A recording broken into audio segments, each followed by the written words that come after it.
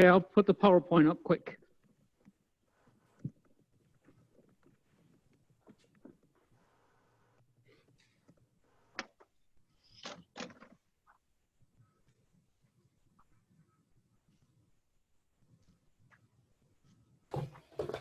This is fun. Welcome, everybody. We're up to 180 participants coming in. My name is Adam Beeler. I'm with the University of Utah. We're getting,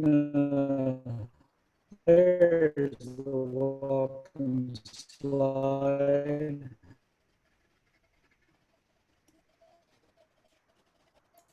We just opened the doors and the floodgates are coming. We're up to about 300 attendees. Just give them all a moment to enter.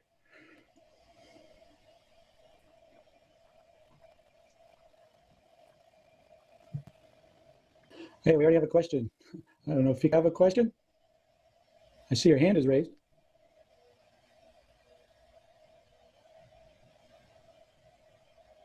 I'll take that as a no.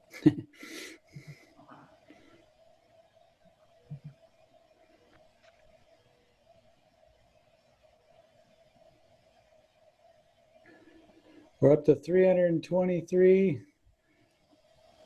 total people. Welcome to the. Got to fill all all right. Seats. Everyone, come on in.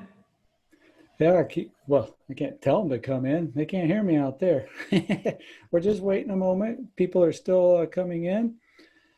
Welcome to the American Association of Physics Teachers demo show, sponsored by PIRA, Physics Instructional Resource Association.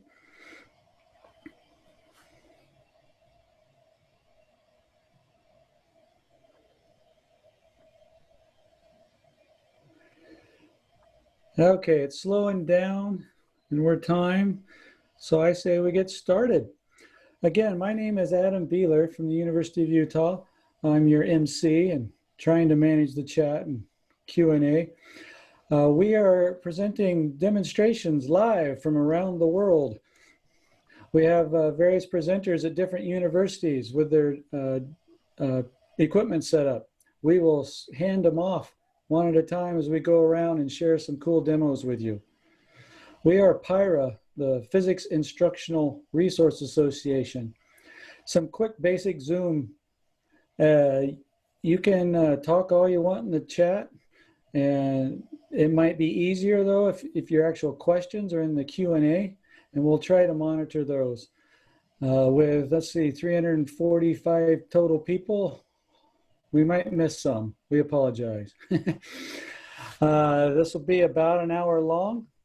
We have about 2, 4, 6, 8, 10, 12, 14, so 15, 20 demos for you here. We're going to start with Stan Mclazina, who will introduce himself, and then David, you're up on deck. Take it away, Stan. Oh, I know what I forgot to tell attendees. If you're new to Zoom, in the gallery view, you see everybody. In the speaker view, if you choose that, it'll always switch to whoever's making noise, and that might be best for presenters. However, if it keeps switching on you because someone's coughing or dropped something, if you hover over their faces, you should get 3 dots in the upper right-hand corner. If you click that, you can pin that presenter's video and see it big and large so you don't miss anything. So speaker view will probably work best, but you're always welcome to pin and unpin people's videos. All right, thanks for being here for our PIRA demo show from around the world. Stan, you're first. Okay. Hi, I still see Adam. I guess that might be normal. Hi, my name is Stan Mclazina, and I'm from the University of Oregon, in Department of Physics from the University of Oregon. And this background is a demo room in Lund University, which I spent my last year at, and hi to anybody over there in Europe and Lund University. And also, you know, hanging out, getting a different look here. And I wanted to be outside because that's usually what I do for festivals at this time of year. So I got to put on a proper hat. And then I also got the virtual background, but that might not be so great for demos. So I'm going to go back over to my video here and not stop it. Don't stop the video. Just change the video settings Stan, can I interrupt you Yes. briefly? Yeah. Beth, can you hear me? This is webinar mode, and attendees are saying they can't make who's speaking larger. You have any suggestions? If she's paying attention. There could be a speaker view, but some people are saying it's still small. They don't have the option to pin videos. Is it pinned on you, Adam? Because you're big to me. I'm not really sure. Maybe you should each pin it as Let's you. see. I just pinned Stan. Attendees, is Stan large? Somebody said no. I'm large. Okay. Well, how do I make somebody else large in webinar mode? What is it? What options are on you when you click on the blue more button?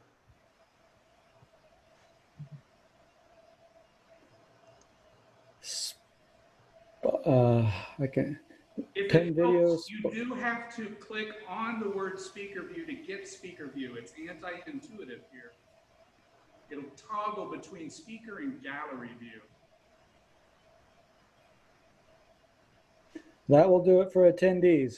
Attendees, find speaker view. Keep going, Stan. Testing 1, 2. Yeah, tell them to look at the top of the screen. It says Hello. gallery view or speaker view. Okay. Okay, hello, testing 1, 2, 3.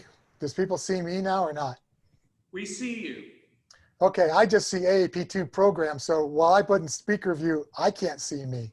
So this is interesting. Okay, hang on just one more second here. There, okay, I got it. If I exit full screen, I can see a tiny me. Okay, at least it gives me an idea of what's going on. So as I said, I was at Lund University. That was a virtual background. I've now put my proper hat for a physics demo show with PIRA, and now I'm going to be in my room of my wonderful house. And I want to talk to you a little bit about sound and vibrations. And normally from the University of Oregon, this all came to me one time doing an outdoor show. And so now I'll go into my outdoor show mode. If you make a sound creates a vibration. And the vibration gets picked up as sound due to changing pressure waves. And if I slide my finger along this spring that I have here, you really can't hear too much. However, if I just take a little plastic cup here and I clip the spring onto the cup, it's much louder, and Zoom will try to use this as background noise because it is. But that makes it much, much louder because there's more surface area being vibrated when the spring vibrates the cup. And of course, in physics and toys and physics demonstrations, we've got the ultimate demonstration demonstrating that.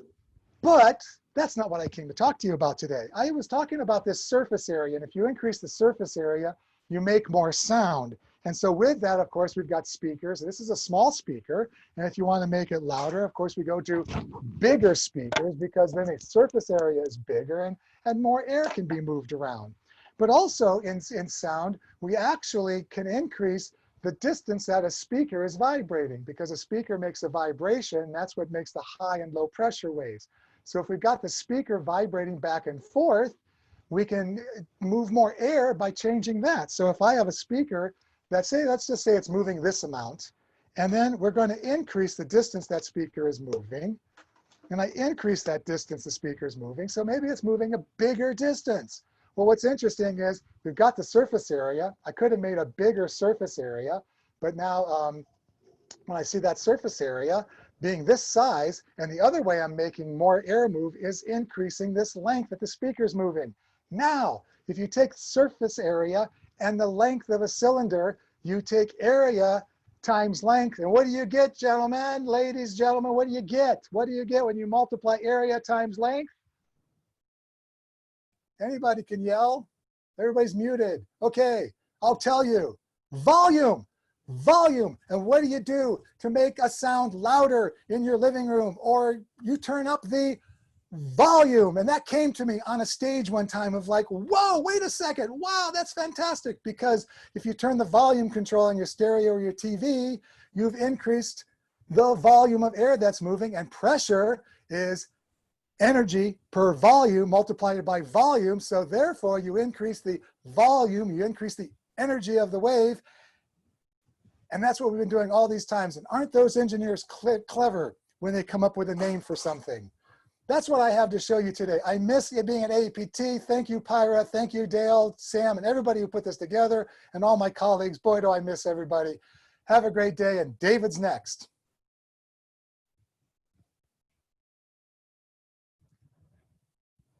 I can't hear you. David, we cannot hear you. You cannot That's hear me. David. Now we Okay, did. now you can. Now we can. Oh, you can hear I just- me? Oh, someone muted me. All right, so welcome to the University of Maine, host of the 1992 summer meeting. In this room, we did the demo show many years ago.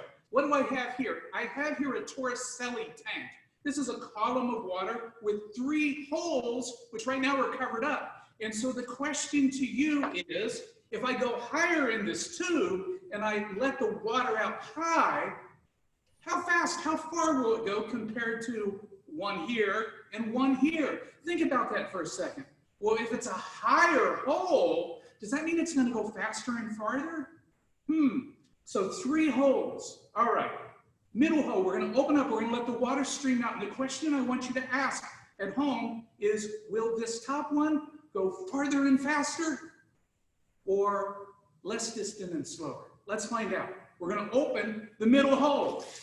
We get a stream of water into this wonderful swimming pool. Got to have a swimming pool and a lecture hall. Now, here we go. Here's the thing. We're going to open it. It doesn't go as far. And finally, the bottom one turns out to go the farthest. Look at that. The bottom one goes the farthest. This is a great demonstration of pressure. Could we make it larger? Of course we could. What I'd like to show you is a way to make it larger. Let's go outside and do this again. Side. Let's use a bigger tank. Here we have it, a bigger tank. We've got 3 nozzles coming out. Let's see if we can confirm what we did downstairs. All right? So let's start and ask the question, where will the water travel the farthest from? In other words, where would have the highest velocity when it exits? Let's start with the center one as our judge. Here we go. There's our center tap. That's going to be our judge. Let's add in the top. Oh, that doesn't go as far.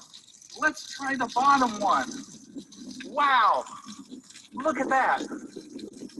Definitely the bottom one has the highest velocity. Let's go back inside and talk about why. And let's pass on now to Sam. You're on. Okay.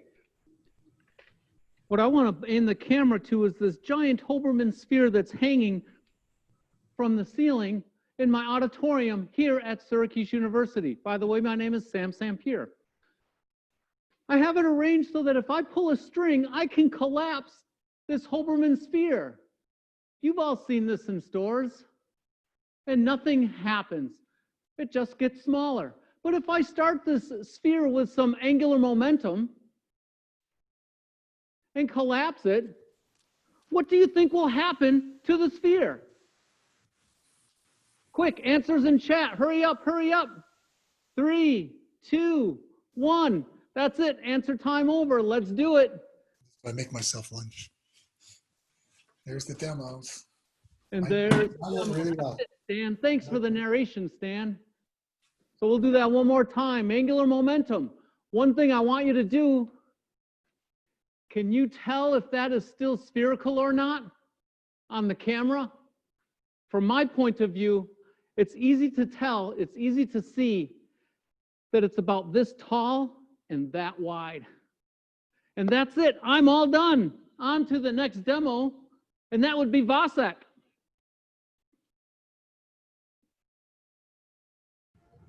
As I quickly run to unmute myself. Hi, I'm Vasek Mclazina from Western University in Middletown, Connecticut, and I am here to do a demo on Newton's first law. It is the tablecloth pull. And I'm sure a lot of you have seen this, and it's, we just take standard silverware and some stoneware and some flowers. The flowers are fake, but that's about it. Otherwise, I got to renew them every year. And the tablecloth pull is we simply pull the tablecloth out from under the dishes, The dishes have inertia. They want to stay in place until acted upon by an outside force, and hopefully they will stay there. 1, 2, 3. And it pretty much worked. But as we know in classical dynamics, that physics and that this is a time reversible event, a process. So can we reverse it? Can we pull the tablecloth back underneath the dishes? 1, 2, 3. There we go.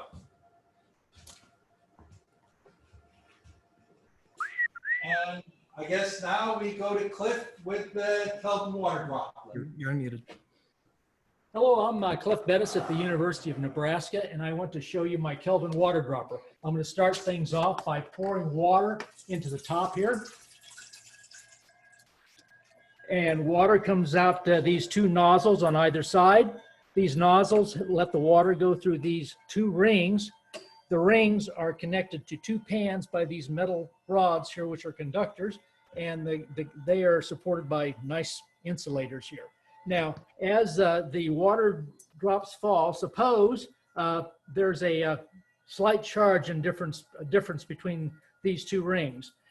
Say one of them's a little more positive than the other.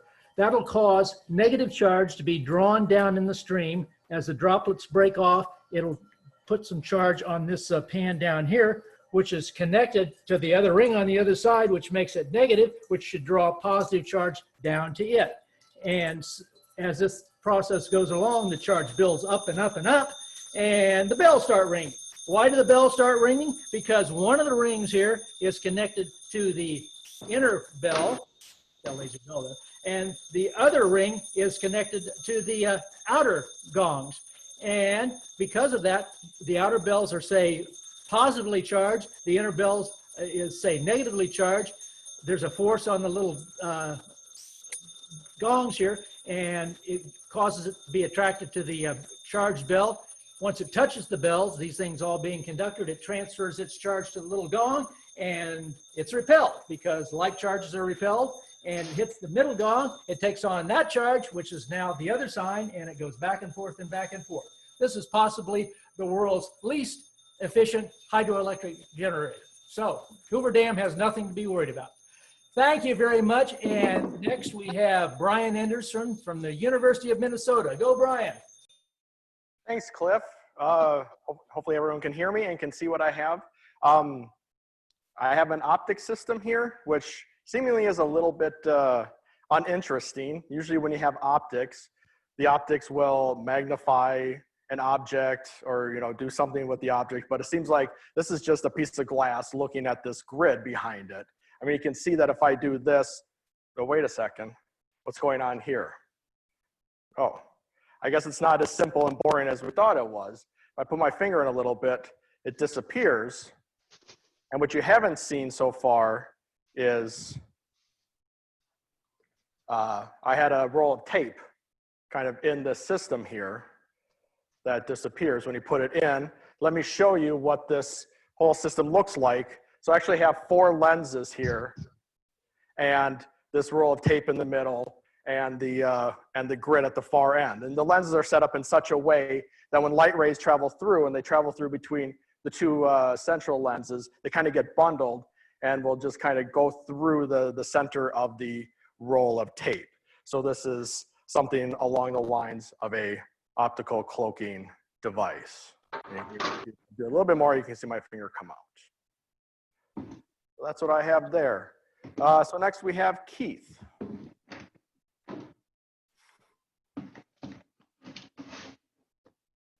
You're muted. Unmute, Keith. You didn't hear that? Oh, can you hear me now? Yes. Okay, good. Keith Warren, North Carolina State University. I'm not doing my demo outside because it's kind of hot in North Carolina right now. I am going to do resonance though, and I tell my class that they can do a test for resonance by going to a local park and finding a kid on a swing. And if you push them once every minute, you're going to find out that the kid doesn't swing very much. If you walk up and you push the kid like that, you're not going to get very good resonance either. But if you push them right at their natural frequency, you can get them to swinging really high. So then I use the example of a beaker of glass. If I vibrate the beaker of glass at the appropriate frequency, I can cause it to vibrate really hard and eventually break. So to do that, I'm using the Firefox app. So I can use it to get the resonant frequency of the glass by tapping it and measuring it. Then I can also turn it into a tone generator. And this beaker has a frequency of 867.2 hertz, I believe it is. So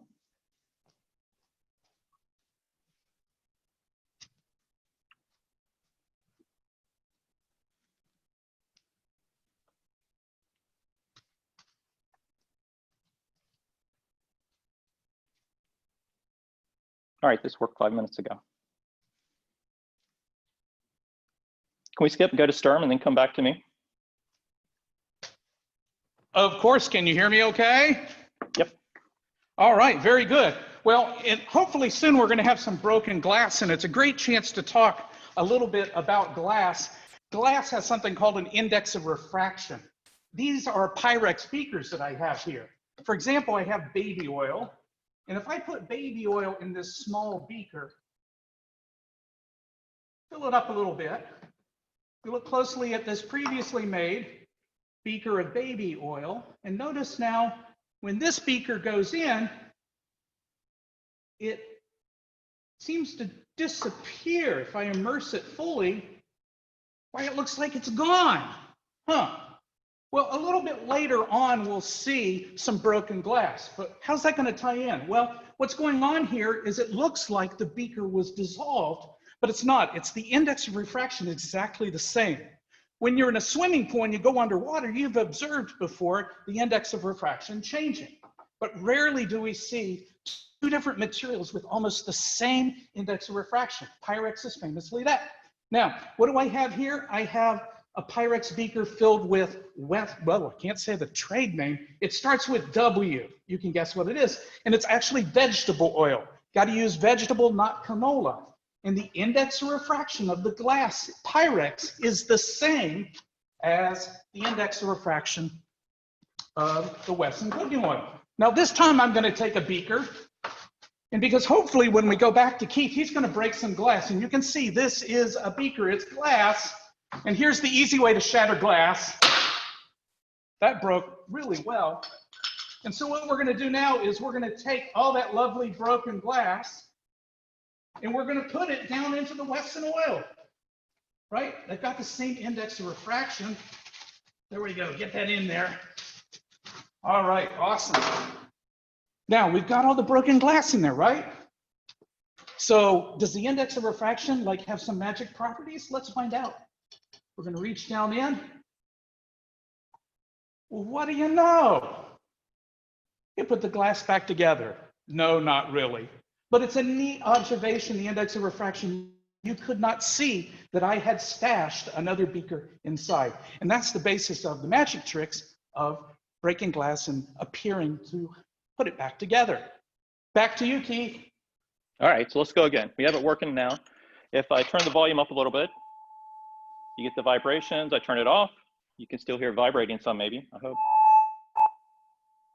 Now I've got you pretty close, so to keep you safe, let's put a protection shield on here. And if everything goes well, we're going to break some glass. This is where you get the hammer out.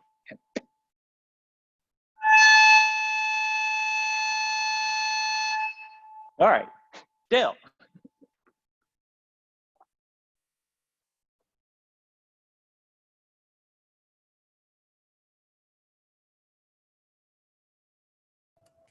I should be unmuted now.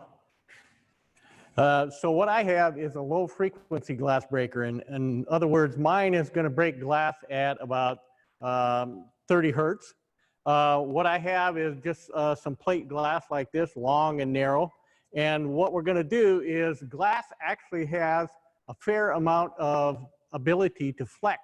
And so we're going to bend this glass piece at the edges, make it bow in the middle, and then we're going to bow it in the middle and make the outsides flex. I have this painted with a little blacklight paint so that we can observe this under black lights and probably make it work a little better using the zoom and the aliasing that comes with that. But the apparatus looks something like this. What we have is a box with 3 chambers and 2 speakers in it. The outer 2 chambers push air out holes in the top here when they flex out this way. When they flex inward, the inner chamber shoots air out the hole towards the middle of the plate. And so what we're going to do is turn this up. We're going to move the camera in so you can see how sensitive it is when we turn off the lights, show it under black light conditions. And then we're going to turn it up and you're going to see this glass piece flexing back and forth really well. You'll see a wave-like vibration going into it. And what we should be able to do is once we get it a loud enough noise or enough flex in the glass going, we should be able to break this piece of glass. All right, so Daniel, if you would move in here. And now you can see my piece of glass. Go ahead more. There we are. Okay. We're going to turn off the lights here, and then we're going to try to break this piece of glass. Here's what it looks like when we start turning up the volume.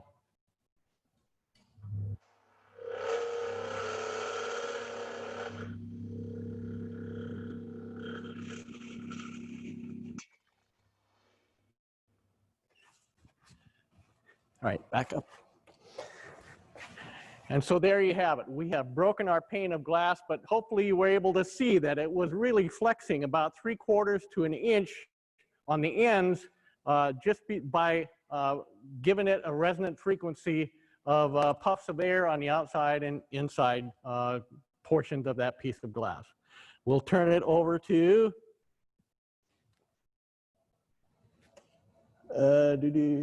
Brian Anderson. Brian Anderson, yes. Keith, are you wanting to try again, or are we moving on? Go ahead, move on.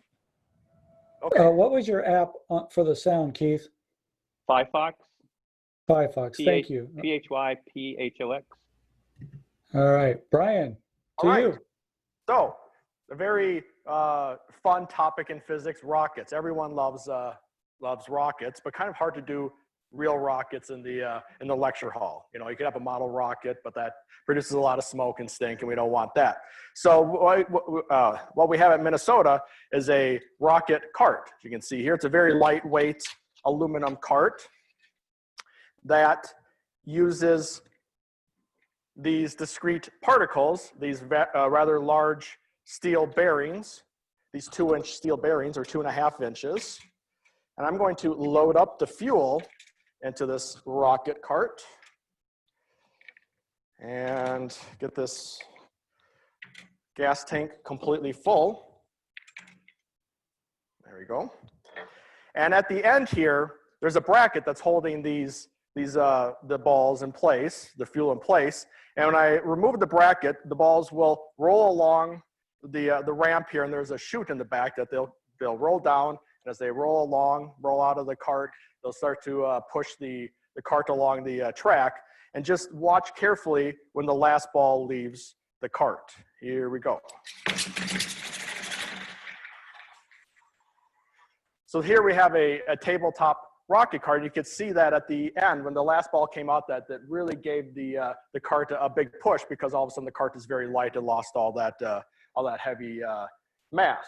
However, this is somewhat impractical. You can't go through space throwing steel bearings out the back and hopefully, you know, trying to get to the moon or Mars or something in any kind of timely fashion. So I think Sam has something that's a little more practical that uses much lighter particles to move things along. What is it my turn already? Man, Oh. I'm not, hold on, I'll be right back. Sam.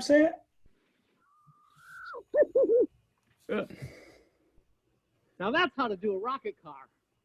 Okay, so what's here? This is a car that I bought from the now defunct Toys R Us. In the back, I've connected that to a CO2 fire extinguisher.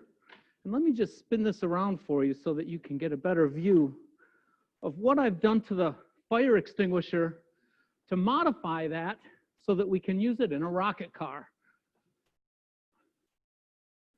Let's fix the camera here. There we go. There's a close-up view of the nozzle. When I first bought this fire extinguisher, this had a cap over it with a hole drilled on opposite sides. So the gas didn't come this way, but it fired that way and that way. So the net momentum of the gas coming out was 0. The fire extinguisher went nowhere. And that's good because if you're using it to put out a fire, you don't want it to rip your arm off. So I've sawed the nozzle off so the gas shoots that way. I've painted it yellow and labeled it on the other side, physics use only, so you will not mistake this and accidentally use this to fight a fire and rip your arm out of your socket. There's a cable right here connected to a gas pedal. There's another cable going to a disc brake right there from a bicycle. So that was my stop. And if you look on the floor, you can see that I indeed left a skid mark on the floor from braking. And that's it for rocket cars. Next up is Vasek with some magnetism demos. Okay. Yep. So let me come around here. So I've been tasked to talk to you a little bit about paramagnetism and diamagnetism. And I'm going to start with diamagnetism. And the chemists love this stuff. Matter of fact, the chemistry department turns to me to do this demo oftentimes simply because they're just so into it and the physicists don't care so much. But water is supposed to be diamagnetic.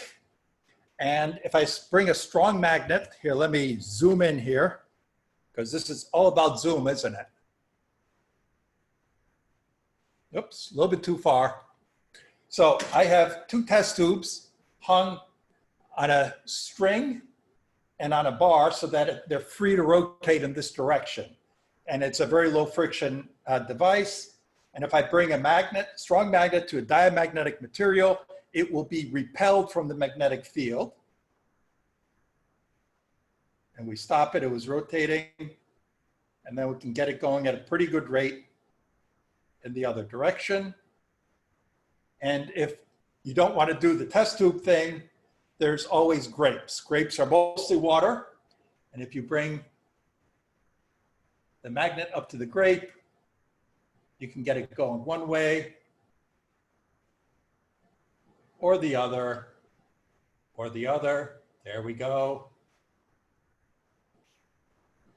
And the one thing you have to be careful with these strong magnets, as I found out earlier today, is if you bring it too close to the metal stand, it just gloms right on.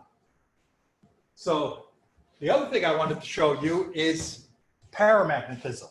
And there's not all that many things that are paramagnetic. Well, that didn't go where it was supposed to be. Let's see if I can get it aimed where it's supposed to go.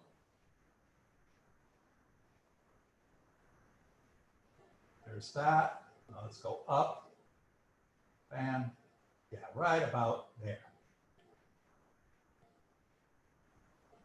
So what we have here is a funnel made out of copper into which I will pour some liquid nitrogen.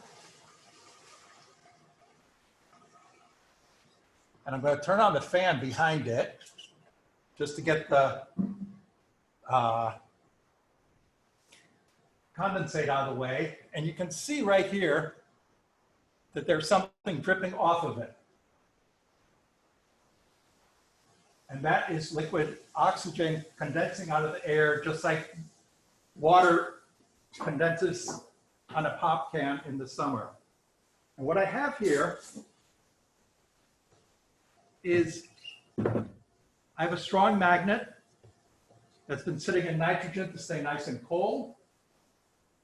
And the oxygen that drips off just hangs in there in the magnet.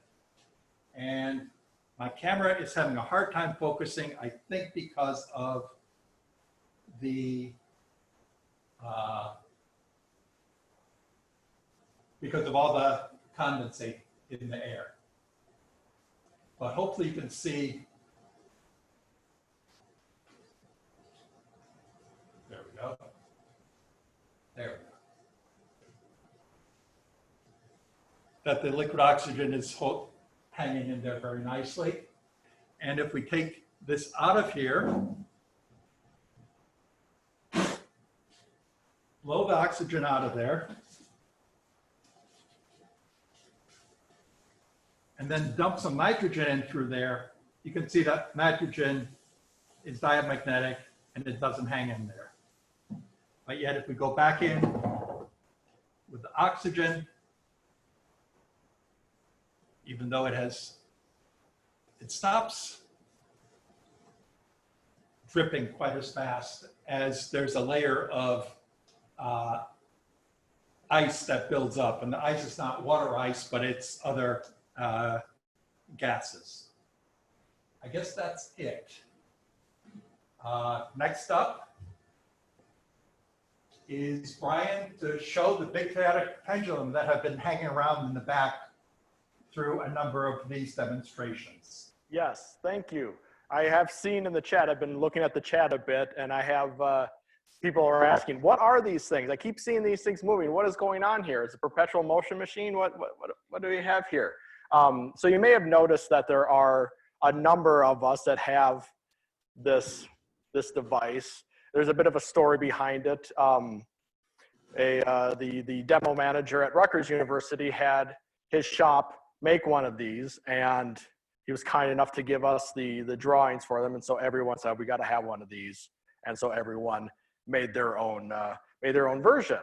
So what we have here, so it's a chaos pendulum. It is, this bar here is pivoted right about here on the vertical support. And we have this ring that pivots at the one end of the bar. Now, with any pendula, if you kind of get it with a low amplitude, it just does that. That's not very interesting. But if we give it a little more oomph, then you can get some interesting motion out of it. Nice chaotic motion.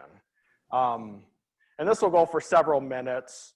And when you think it's finished with all its chaotic motion, it'll start up again. And so it's just something fun to watch for minutes on end. It's a piece of art. You know, physics can be art as well. So, you know, if you just down a little bit someday, you can just sit here and watch this and enjoy and relax and say, well, that's a pretty neat chaotic pendulum. So yeah, so we've been having these run in the background during the entire show. So I hope you enjoyed them. And then here's another version. Maybe you're more familiar with this one. Sam, this is hold on, Sam. Oh, yeah. I'm having to switch the video each time. Okay, now we can see it. Carry on. Okay, so what you see here is a pendulum that you're more likely to have seen before. It's a double pendulum. It's one aluminum rod that's hanging from another aluminum rod. And if I take, and what I've done in this display is I've mounted two of them back to back. This clutch mechanism up here that you can see, the two gray gears, will allow me to start these two pendula with essentially identical initial conditions. And physics says, you know, if you know the initial conditions, hang on, I'm trying to get them stopped so that they have the same initial conditions. Physics says you should be able to predict the motions of them. So if I release them, you know, that makes sense. Those two pendula are obeying the same laws of physics, and they stay hooked up together for a long time. They stay in sync for a long time. But if I start them with a very large amplitude, let's see if we can get those two at the top close to each other, and release them, you see already those motions are very divergent. And that's because the tiny differences, you just can't account for all those tiny differences. And then a way more fun thing to do is to get this thing spinning. And this is what the kids do in the lobby of the physics building here at Syracuse University. They don't take time to read the sign and observe the different things. They just like to have fun. And really the whole point of this thing is the butterfly effect. And well, you know, that was made famous by, what's his face? Jeffrey, well, what's the guy's name in Malcolm in Jurassic Park. So anyways, that's it for Chaos Pendula. Jeff Goldblum, thank you.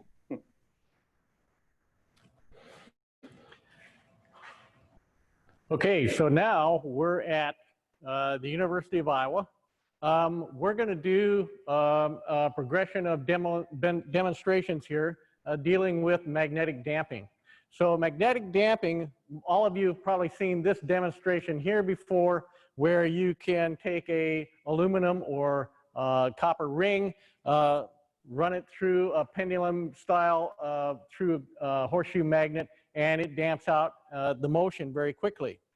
To kind of make that a little bit more interesting, people have gone to another popular magnetic damping apparatus. Is just a copper tube with a magnet, which will damp itself all the way down through there. So the magnet actually reaches a terminal velocity before reaching the other end and falling out. Well, those are interesting and cool physics behind those demonstrations. The only problem is they're not really, you know, exciting. I mean, there's cool physics, but I wouldn't say those are really exciting demonstrations. So what I have here is another demonstration. This one I actually stole from Brian Anderson at the University of Minnesota. But what it is a vegetable chopper. And what we can do is show that I have a copper plate here. It goes up to the top here, and if I release it, it just falls down. Now, one thing that you should notice is that I have some magnets up here. And when I have the plate and release it here, you'll notice that it doesn't start falling right away. It takes some time for it to actually get out of the magnets and start falling. But once it starts falling, I can put things like red potatoes down here. And if we zoom in on that a little bit, when the plate hits that potato, here's what you're going to see. Okay, it just splits the potatoes in half like this. All right, and I can do that several times over and over. We get the same result. Okay, it just keeps chopping our vegetables up so that we can have them for a nice salad. Now, I suppose you're wondering what happens if I am playing around and lifting this plate and I actually have my fingers down here and I accidentally let this thing go. Well, I have some hot dog fingers here that we're going to put in here, and we can show what happens if you forget where your hand is when you let this plate go. Whoops, no fingers, at least no hot dogs. Well, that's if you don't know your physics. If you know your physics, you'll remember that, you know, we want the plate to be magnetically damped, and these magnets are in the wrong place for that. What we want to do is have these magnets down here. And if we do that, what we can show is that once we lift the plate and drop it, the magnets will damp that motion of the plate so that the real fingers that I have here are completely safe. And you can see that my fingers are just fine, no dents or anything like that, because this plate is magnetically damped so much before it hits the bottom of the travel portion of its rail. All right. That is what we have from the University of Iowa. We will go to I think we're coming back to Syracuse University, Dale. What's that? I said I think we're coming back to Syracuse University. That is correct. Okay, so Adam, use this camera.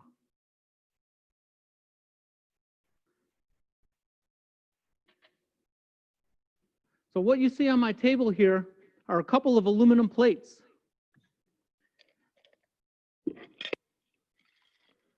There's a little gap in between these plates, And I can seal the two plates with this rubber gasket here with this rubber O-ring. So let me put these two plates back together. So there's two plates with a little airspace in there, but there's a rubber gasket that can help to seal those air plates. It takes nothing to separate these two plates. Back here, I have a vacuum pump, and I can hook this pump up to the two plates and remove the air from between these two plates. Yeah, that helps to remove the last bit of air. We'll seal that off.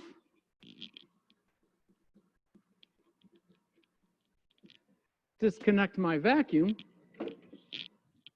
And let's head up top. So the question for you is, how much weight will those two plates support? That's the question for you. How much weight will those two plates support? So what I'm going to do is climb up the ladder.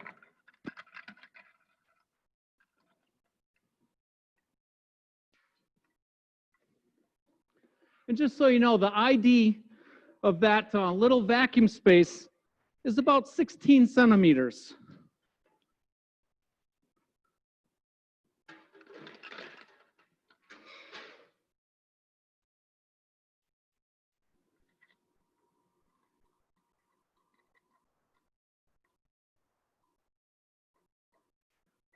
We'll connect this up, hang it from the chain that's suspended from the ceiling in my auditorium, get the ladder out of the way,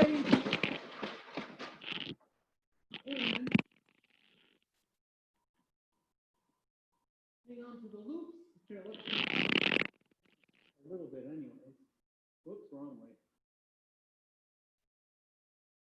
And my son Tim is here. Tim, can you help me out on this?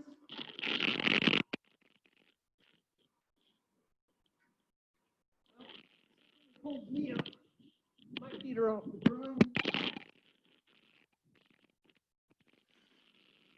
Back a little bit more.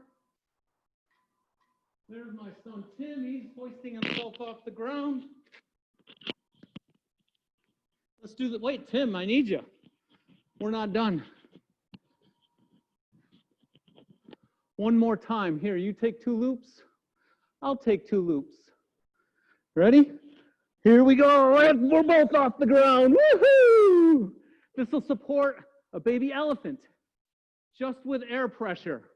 Last part of the demo, just to show you that it's only air holding those 2 plates together. I'll go back up. I'll open the valve. You will hear the outside air hissing in. Here, we'll do the mic up there.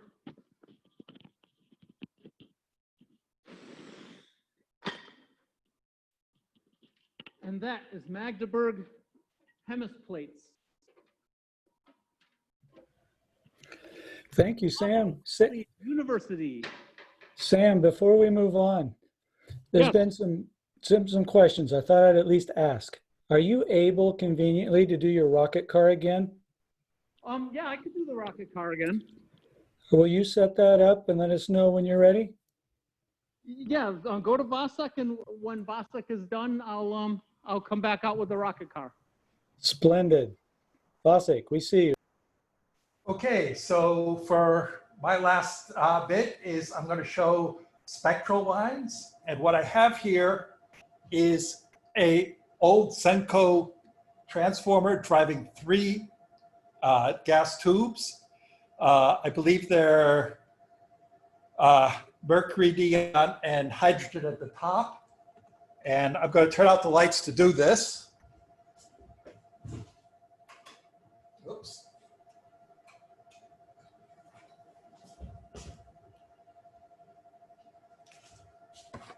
So when I turn them on, there's the 3 lights. And again, hydrogen, neon, and mercury at the top. And if I can do this in the dark here, if I put a spectral grating in front of the camera lens and actually sweep the camera over here, you can see the first order, which is, let's see if I can get my finger in the right place. Oops. Anyway, where that big bright spot is, that's the neon, the first order of the neon. But with a good spectral grating, you can get second order, and and those lines become much more distinct because it's not washing out the camera. And there's the spectral lines. The mercury you can see, especially in the first order, is somewhat blurred because there's stuff that has sort of, the tube is reaching the end of its life. So there's that. The other thing I want to show you is I have done a very similar thing with a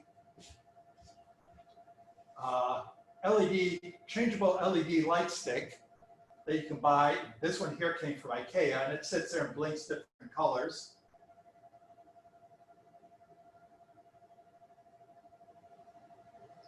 And you can see the different spectral lines.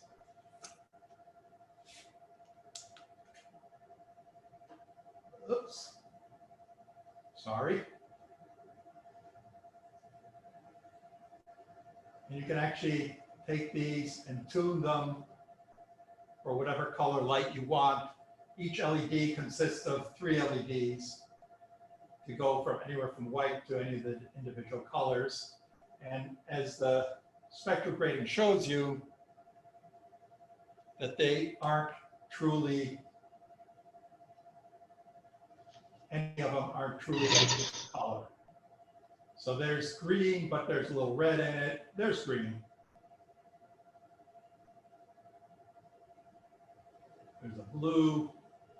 So, all right. So that is that demo.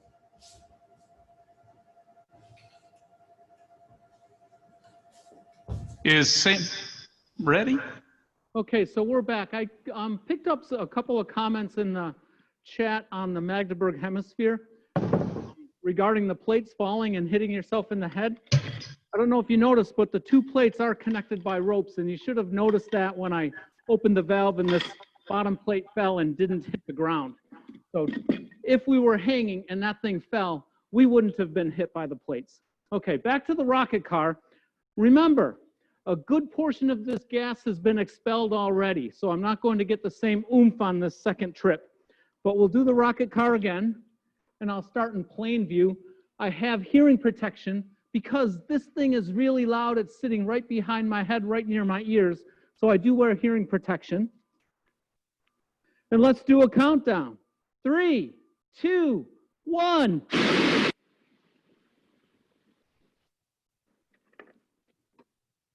So you saw the acceleration was much less that time.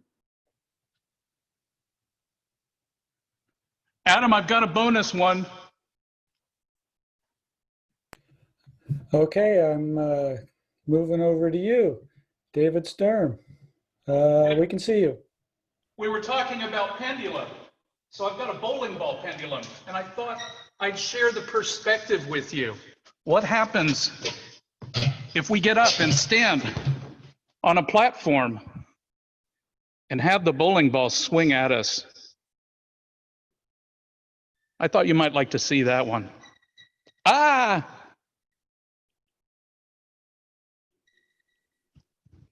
Very good. Thank you.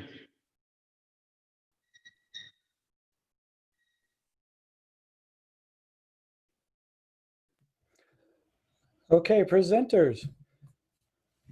Any others we missed? I think we made it through our list, and we got about 4 minutes left. Okay, then Chime in if I missed you. people are asking all sorts of questions. I want this drawing, I want that drawing, how do I do that? So we are from the organization PIRA, the Physics Instructional Resource Association. The link is up there. Adam just put the link up in the chat. So go to PIRA and learn about PIRA. But the coolest thing you need to know about PIRA is most of us are populated on this email listserv called TAP-L. So TAP-L. It stands for Teaching Apparatus. It's a listserv. So you can figure out what TAP-L stands for. Google that. Join TAP-L and contribute, or ask questions, or just lurk. You don't have to ask any questions. You don't have to contribute. You can just learn from all the conversation that's going on. That's the best way to spread and disseminate this kind of stuff. We thank all of you for attending so much. Mine says we got over 400 people total attending. So, and many had their children. We're so grateful that you came and are participating in this. Physics can help explain lots of things. We hope you, those of you that are attending the AAPT meeting, will continue to do so and reach out to us. We are all more willing to help. We know we couldn't answer everything tonight. We'll stick around for a moment, but thank you again.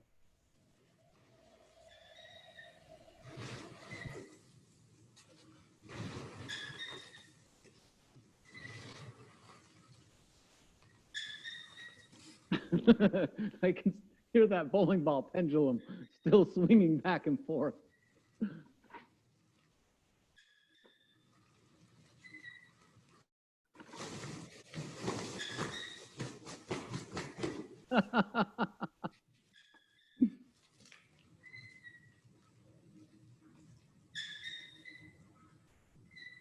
David Sturm, what are you doing there? Looks like good atmosphere. Is that dry ice, liquid nitrogen?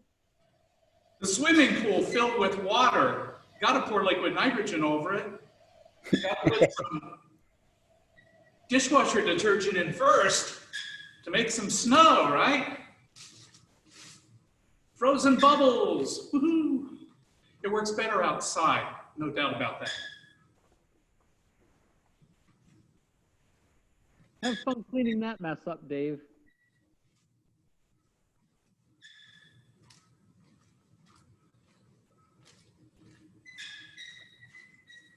So I just wanted to shout out to everybody and say thank you very much for helping out. And even I saw some new stuff. Sam, or anybody, but question about the CO2 fire extinguisher. How to refill and cost to refill. So the cost to refill depends on the size. It's anywhere from $16 to $22. This is a half-size one. I have another one where the handle comes up to here. That's the more expensive one to fill. I just bring it to my, or actually I don't even bring it. I call my local CO2 fire extinguisher place. They come, they pick them up, they bring them back to their facility. The hydrostatic test them when it's necessary. They fill them up and they drop them back off. You know, so $16 to $22 depending on the size.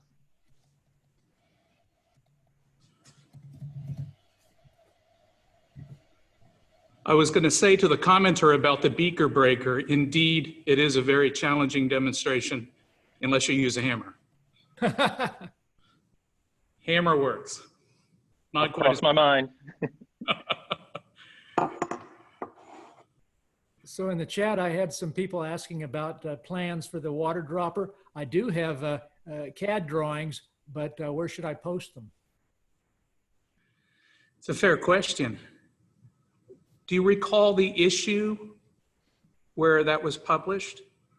I think since that time I've designed another couple of them. I'm a mad scientist, you know. That was in the physics teacher about what year? Of course, our folks who are AAPT members have access to all the back issues of TPT through citation. That was a couple of generations ago. I think I've made a couple of more versions since then. So. And the fun of experimentation is that each of us at all of our different universities, we see ideas from each other, we build on them, we come up with new ideas and new tweaks, and then we get together and share them all the time. And I must say for all of us who've presented, we've worked together off and on in the summers through AAPT and through PIRA, some of us going back 25 years and longer now.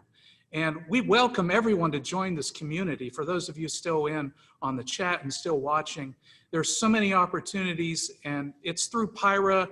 You get involved in PIRA and you can pick the brain of so many people and join us. We're an open organization, PIRA-online.org. Is there a spot on the PIRA website for drawings and plans and such, or is that something that could be added? You know, people could contribute their favorite demos and their designs, and so it could be made more readily available to the general public. We had started a wiki at one point, but we need to find a hosting site. So we're in some discussions about what that hosting site is going to be long-term. Parts of it likely will be AAPT based, and there's always a chance that some things will end up, maybe we'll get a page link off of Compadre and Physics Central, which I'm thinking those are now well-used resources, and that might be a place for PIRA to start developing a page there. People do tend to look there. In So the there are chat, questions about asking to join PIRA. Keith, can you comment on joining PIRA? People are saying they're having troubles joining PIRA.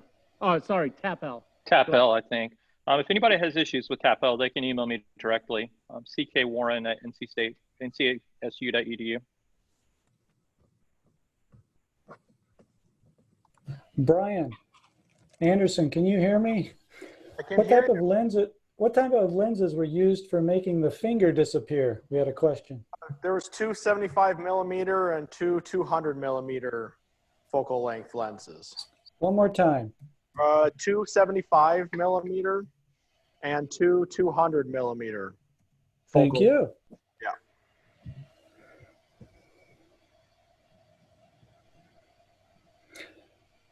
I wanted to share this for anyone who's interested in joining PIRA itself. You can do that online anytime. We have a Wild Apricot site that is simply pira.wildapricot.org. I'm sharing that screen right now, so it's in the recording, and also you've heard us say pira.wildapricot.org. And it keeps asking me for money, and I keep forgetting to give it money. I got to remember to do that. Dues are steep. They're $10 a year. And I just got a pay cut, so I don't know. Well, $10 is a bargain, right? Oh, Yeah. I know. It's well worth it. $10 is, yeah. The nice thing is it's an automated registration site, so it will always send out reminders and is very simple, and it works over the internet, you know, just like any website. So it's very nice and straightforward. And we encourage people to join, be members of PIRA, and join us at our various events. And I hope next summer we'll be at DC for the summer meeting. PIRA is kind of in a stasis this year because we don't have a way to do a resource room and have all the great things we like to bring in. You know, this is our demo show, though. We did the demo show for everyone, but we look forward to doing that live and in person again with everyone in the hall. On that note, I think we'll bid a final farewell, unless anybody wants to cut me off. Again, we still have 188 people in the room listening to us, so we got some good fans. Lots of good compliments in the chat and questions. Thank you all presenters. Now I know you have to clean up. You'll be here longer than the presentation was, so I'll see you around the AAPT site. Good night, everybody. Thanks, everyone. Farewell. Good night, everybody. Good night. Hi, good seeing everybody. You guys, awesome. Care.